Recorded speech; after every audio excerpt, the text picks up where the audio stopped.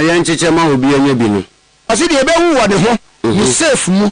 Baabi a won fie, baabi a wote a ewo no no. So wu a se sika yanche ma sankofo a na mebubu wo mu nyina e wo ha. Aha. Ne ma wa wo no wo tifi. Yango point 13 nana. Yo. I give and bequeath any amount of money in my bank accounts with Consolidated Bank Ghana Limited. Apostle Kojo Safo we be any penny power. Men are making ne will not just a shocking cophobia, a shocking and money because according to some unconfirmed sources. Most of the properties known or demand name housemates. Any sorry. Just Apostle Kojo Safo we know. Me need hate for 7 Ghana TV na but you social video where me bonnet to but you nya na video mami so share we some but you share mami we share but your notification button and press so subscribe we press notification button so mami here me pa na but your social media platforms ntina so me ho eni am so 7 Ghana TV and TikTok, Instagram, YouTube, Facebook, X baby 7 Ghana TV dina na bi so me bonnet to ina me papa peni Apostle Kojo Safo anyameto nsa frɛ no ni wechi na center on talk kakra bi ho me tutu nyina ekopie mu nyɛ sure say most of you have heard what happened abɛde akofuna ACC no say Kojo Safo akɔ honorable ma warning shot bi me tu no bi kan no ma e ne ko 37 e bi say ne be kwa breach for further surgeries and all that now before that no siboni some church leaders na the case bi court say kom kusiki ekope injunction to stop sa coronation now they akofuna edisi no but I don't know whether they were served with a court injunction or whatever summons no back and forth na etu koto ya nyina ni bi kusi e kwache akofuna ne kotuma adechi no ye ne court man bail na e trinsem no a case ni kwa akopie court or high court na according to some sources no will no time and soon yes can but according to some sources some say Kojo Safo side no and file is a motion be saying yen kan we ni the way forward and say ko kan will ya just say moon 7 dey enye some get to but strangely man tin you reading what we no man I didn't hear much about the wife say be a marrying say most of the properties in the money housemates are not omuhwe no abon wo yare like onyare like take it time hwe na when the baby say say they are well ne call na papa na ne mba ne one ne mba ntem te sen say I say most of the things in kwa abontin housemates no obo modin yemfa we ma we o kan kwa bo housemaid no say omugu kwampo a omo de obedi na de kwampo no yemfa ma no chese papa na hyehyade na to say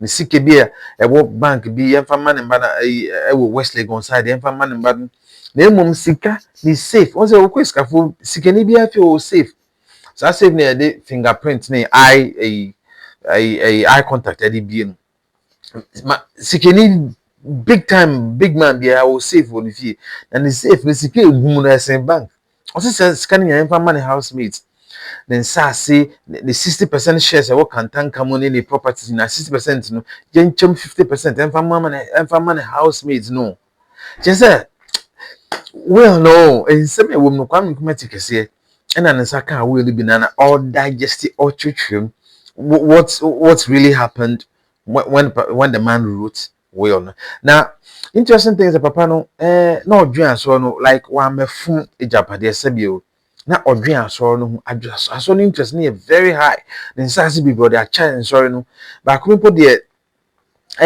ose ne cars ne personal cars a wo use no yemfa nyina ma sorry no for asori djuma no say wa me pleasure pade ama ne ho asi de onya na osan de ama asori no ama ne mba ne bi ebi so ka say bi ana ne mba ne na wa sort you more ready abe otias na wa establish you more ready nti ehun ya ze obesan de ne ma bebre de apeso e de ama me de hey for 7 Ghana TV na wo hwe pacho so hwe video wi abombodi na subscribe mami wo subscribe ya ehia me pa na notification button pacho press mami bidi ni bi hey for 7 Ghana TV if you ain't tie nsema kwame kumati so ne osofo kwame amu edit to dwa concerning Apostle Kojo Safo we on medase bebre bye bye yanchicha ma obi anya bi no ase de ebe wu wo de ho you safe mu baabi a won fie baabi a wote a ɛwɔ no so owu a sɛ sika ne nkyɛn ma sankrofo a na mebubu wɔn nyinaa ɛwɔ ha aha ne ma wa wɔne wɔn tifie yɛnkɔ point 13 nana yo I give and bequeath any amount of money in my bank accounts with Consolidated Bank Ghana Limited, South Legon branch, with the account name Apostle Dr. Kojo Safo and account number 000 to these children of mine. Honorable Adwa Safo, Ruth Adwa Safo, Abraham Yasafo, Rebecca Adwa Safo, Jacobed Adwa Safo, and then Obed Kojo Safo, and all shall share it equally. Nyamencha de muska Consolidated Bank Ghana. Na Consolidated Bank Ghana ska me wo ewo mu no. Branch no South Legon. Medina daso account number ina mabo. Na ene ne se ska wo mu no.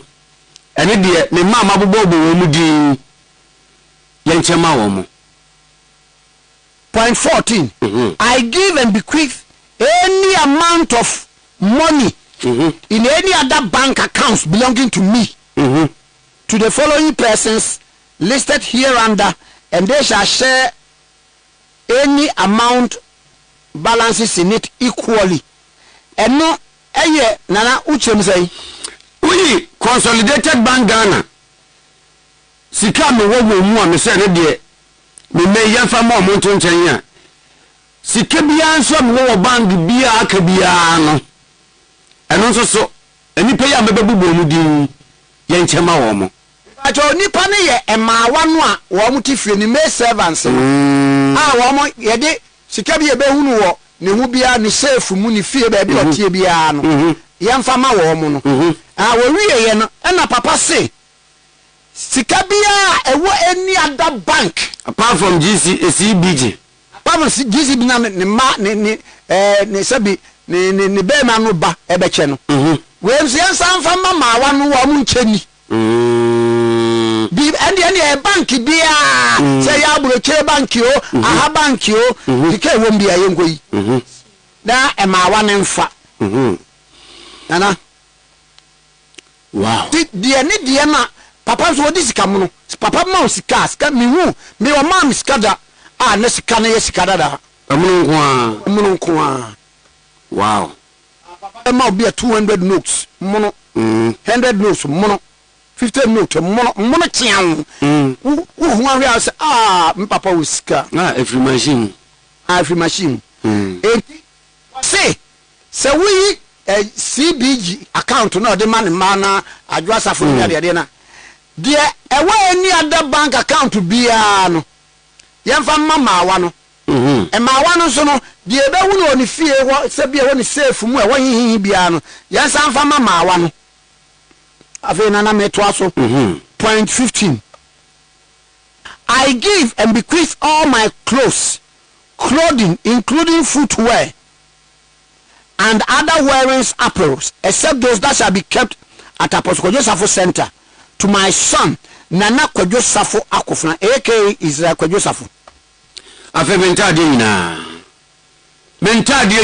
na mafade nyina ampa bo akora mise eka ho agentade no a ye de beko museum ho no ewo Apostle Kojo Safo Center ho no se ye nu fi mu a ade bia nam de ye me ho a ye mentade ene me mpaboa eno yefani na ma Apostle yefani na ma Kojo Safo Akofna yewa papa Kojo Safo no we no ana ye widi no afa point 16 I give and bequeath all my household chattels including furniture bed refrigerators TV set air condition except that those that shall be kept at Apostle Kojo Safo Center to my son Nana Kojo Akofna Safo aka is that Kojo Safo. Another me fie mu niema home appliances ni na mempa me da mu nkonya carpet chandeliers curtains crossbar fridge, TV, iron, microwave, quantres on ye. Madam William, I did Yadebako, Miss Center. I will go one potano. Yafanina, one cousin go to a mitanu. The meter is over too. So meter dear Odano inside. You may win inside the some yanking. That is what you say.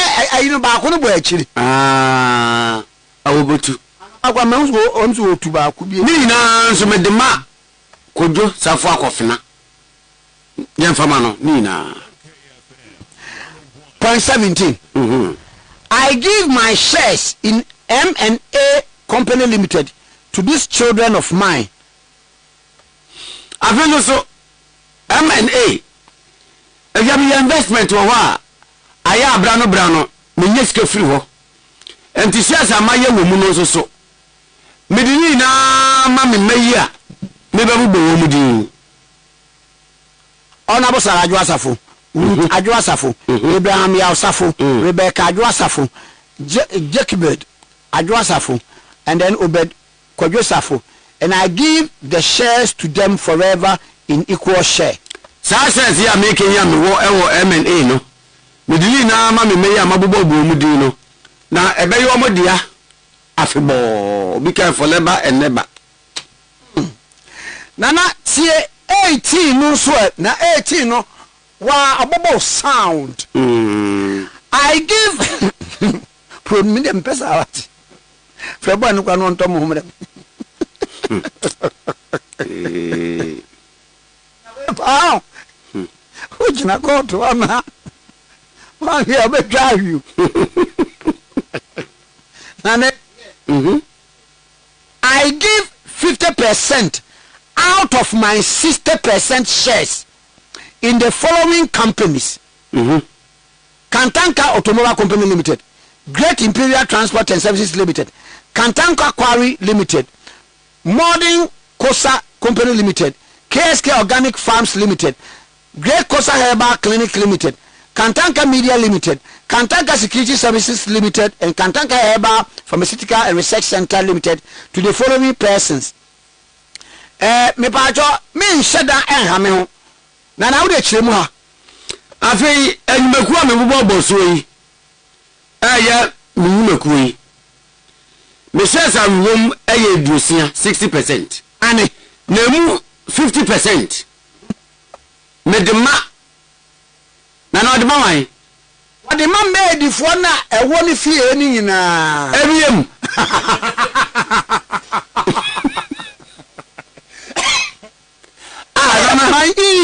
you're in. Me my out.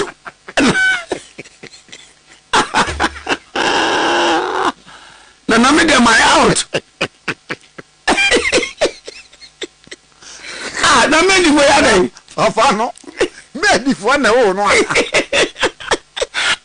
50% out of the 60%. 50%. What's that the man? Na companies here. Or what 60% no?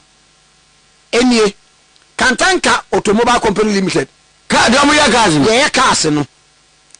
Who's a Great Imperial Transport Services Limited? Kana bus snackers here. Nina no or 60%. Kantanka Quarry Limited. Modern Kosa Company Limited. KSK Organic Farms Limited. Nefu na wayen. Great Kosa Herbal Clinic Limited. Kantanka Media. TV no or any radio no. Kantanka Security Service Limited and Kantanka Herbal and Pharmaceutical Research Center Limited. What mean na mama one? Eti pacho ma wano de di nka wo munya sika bia woni fie yibe hu safe mu ni ade nyina ye de ama wo mu ena sika bia da na safe mu woni nchen ba bia otie ba bia oda ni nyina ye ma wo ena afei odi uyi CBG account na wo Islego na other banks akayina sika mu ina no ne dia afei companies ya maboboyi owo 60% ewom emu 50% wode ma emawa no na mabobo omudi no oyo na bacho tie Yenti of the mouth, yeah. And I give the shares to them equally for life. I'm more fan of about 50%, you know. I have a book. I'm more fan for never. In appreciation of their kind of domestic services. Me de ma wo mo say asetena wo me mete etena ye na ya asetena pa. Rendered to me over the years in my lifetime. Me me no mo sia ya na eja wo mo so me no mo so me so mpa mo akwapa no kwafo enti dem de da wo mase ni. Just preparing and serving my breakfast. No mo ye ma no peduane, lunch, ewie and supper. Enye nyumre duane nso so. Washing my clothing. Mentade wo mo no mde se me na to so si ne kama hata. And ironing them for me. Na nyame adom na se wo nso so a wo mo de ayon ato so kama. Warming water for me to bath. Sa wo ba na se mi yenso se de adware a wo mo na mu enso ma mi di dware. Sweeping. Prepare fie ho kama. Tidying up my immediate environment. Baby, I'm feeling the one inside and outside now. No more says you come about what why. And they shall share the dividends accruing to the share equally, provided the beneficiary continuous lifetime entitlement and enjoyment of the shares. Well, my idea, aquapano coffee and the Amidama woman the more enjoy. Mammy, what? Maybe.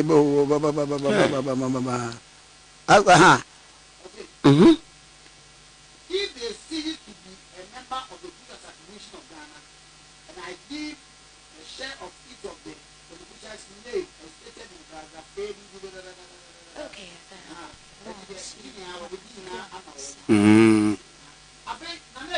Nana.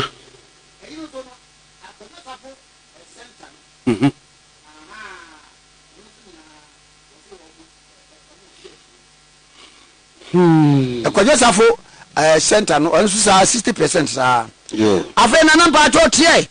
In respect of 50% out of my 60% shares in each of the companies named in paragraph blah blah blah blah blah blah blah. I appoint Yasafo, daughter of Alexander Boache and Madam Mary Obeng of blah blah blah blah blah blah, and Yasafo, daughter of Pastor Kwabena Chere and Madam Jemfua as trustees of the 50% out of my 60% shares. Was out the one 50% no. When you move me, as I trustees. I said, I buy and found money. But you'll be a busy room. And me, and my one name is for ambassadors, ever shares in you. Omo said the baby be about what Mr. Beck and the French. Yeah. Apostle, when the pa, when the no, it's be, will be unquoted scanners on family, or Mrs. and you need that be, or Moses or Monco for room, our woman to movie. Sir? Nana, where Nana, hey, I have directed in this way, in this my will, as I have directed in respect of my center. For the running and management of the center, I give 10% out of my sister's shares to the following companies. Kantanka Automobile, Great Imperial, blah blah blah blah blah blah. Sir, honestly, why you 10%? Say I don't hear 60, and mama 150. I got 10%. 10% no so coin. 10%. Was it company no monfa no monfa any onfanya the on person omde. Why? Hey. And then 10% in the crown was what ban in Reso. Was what ban in Reso. Now, my member, point 20. I give all my vehicles, whatever make or nature or registration number, except though that shall be kept at the Kojo Safo Center to increase as a mission of Ghana. I feel me casa me say ya de me ana me ye nu ya me de yawo say so me koto ama no ne de ni biu ka bia ya me ka bia mfa woni ne ka ban cars ni na no me de ma Christmas Safo asori no to amane be ka o man be ya ka okay. And it's my wish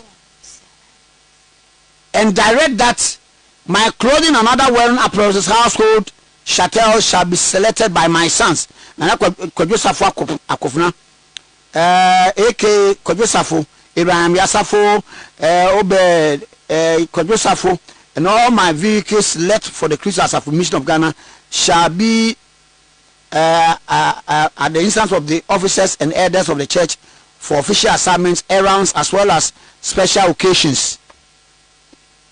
That's a can watch a drum fine. I'm the Bayas of Juma. To be a quarter for Juma, so could be yes, will be a more could be a Sony Dimu, and as only two and a movie of the can of Bequa, when we use fine as your Juma, Marco for Betty in a private car. That be.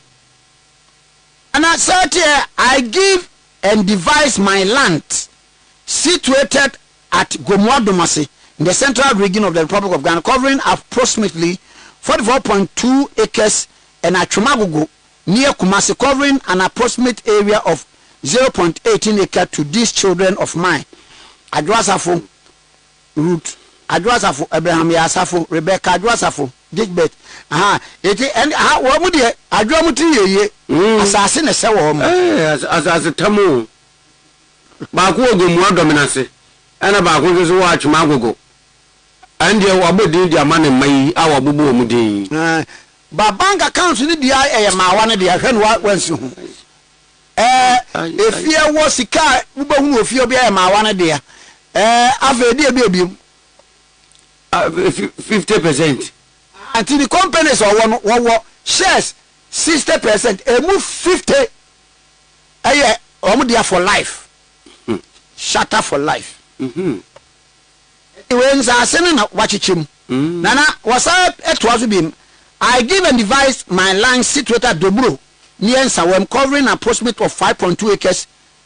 Akuse Junction, the eastern region, covering an acre of 6.616 acre. A Cropon in Ashanti region, covering an approximate of 0.17. A Makasi in the Ashanti region, in Kurasins House, an approximate area of 0.17. Achumate Chima in the Ashanti region, covering blah blah blah. Jinya say blah blah blah. Adenta eastern region, Greater Accra, covering Nina Necropon blah blah blah blah blah blah. And so I see why I'm maybe going in what they check Christmas forever. Double one is Tiziano. Bose a Jinya said the no Kusi Junction, Dobro and Sanwem, Makase Kesse, Greater Accra, Aplaku, Botiano, Cropon, Nina, or the Amakris are forever. For expansion of the church or the trust of them.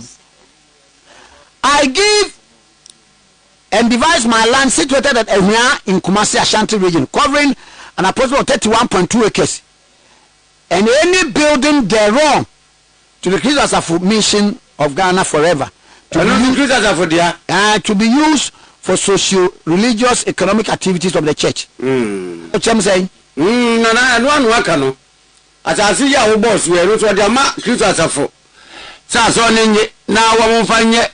I dear them for Sober Brassafuno, and they or mine this year. I appoint my son Kojo Safo Kufuna is a Kojo Safo as trustee to hold the land and buildings thereon on trust for the church. And when she shall not be alive, I appoint any future leader of the Christians of Mission of Ghana at that time and beyond succession as trustee to hold the land and any building thereon for the trust of the church. So as I see my boss, we any Japadia was in and me the same mammy boo with the Isa. Say one more shasso. So the bay said yes, and now a fata. Nasa Kobase, Manusis Munaso, what woman will be a noir. And yet, Dachi can defraud the ma asorno, and now Obeshaso. I give and devise my 2-story house at Adenta Accra, Nyaho Street, to the following children of mine. Honorable Sarah Adwasafo, Adwasafo, Abraham Yasafo and Obed Asafo, at tenancy in common forever as follows. Hey, tenancy in common. Mentiazi. What the Dana Mamu? Now, Munya, a Dana Crawford team. It's a moji tenant, a moji a tenant no mutim. Would you scam the quarter and yet? No, much. enti o abronsan mienu ewa adenta nyawo street aha na eno nso so wode mani meyi obobo dindima wo mi baje wa chechem wa ha I give and devise the ground floor and all the rooms at the ground floor to Honorable Kojo Safo. E form one kwan na sister dia. From Kosoro. Enti won sika no no beje. Aha, ground floor on kwan. I give and divide the first floor on all rooms at the floor to Kojo Safo and Obed. Hey, and Obed Kojo Safo, and they shall share the rooms at the first floor equally, and I give to them tenancy in common and forever. Yeah. No. If you don't be only fee no. And on any no ground floor no. And a mobile chat dine. It will dine now the ama. One so dine now the ama. Aha. And if you na ground floor no. To be a year Adam Kradua 5. Yes. 5. Mamon Koso. I give and devise the second floor. And all the rooms at the second floor, including their contents in every room, such as beds, furniture, to Abraham Yasafo forever. Second floor, what dear? I don't want you to mean, no, Abraham Safo dear, or no be a mumusie. I give and devise my 4-bedroom house at Wager in Ziokofano in Accra with a big town. To my daughter Rebecca, Kojo Safo forever. Eh, there be no one. Where Rebecca? And only ne danya 4-bedroom danya. A Wager. And no dear Rebecca. I give and devise my 6-bedroom house at Wager. Osa will be with house number 35 Mandela Street to my daughter Gickbed. Kojo Safo forever. No so tia ye. When ya Adam Kransia. Oh. Oh yeah, dear papa ma omo mako ne rooms ni bi onso amonche. Okay. I give and devise my twin houses at Atonso Ago. The Kumasi near Atonso Ago, Lorry Station. Our market in Echi. Sir. Mean you abosa kese no. Oba wo do Atonso say Ago Station wana na. Ofo be pona. Wa fo be pona wie. Wa fo Mandela, what Mandela Sport? Mandela Sport say na wo ha no. Yeah. What try na do you wanna station wana no. And na esi akire say na abrosan ten. Oh, okay. Nedia. Wow. Nice. Watch the pepper. Watch it. And I make kwa bana. And that's one side be an media kwa wum na me. Papa dear, me fine. That's be say onya abre any adaje de hwe be video ma me patcho so wahwe wi a subscribe mami on all YouTube on all social media platforms, especially YouTube ya we subscribe mami.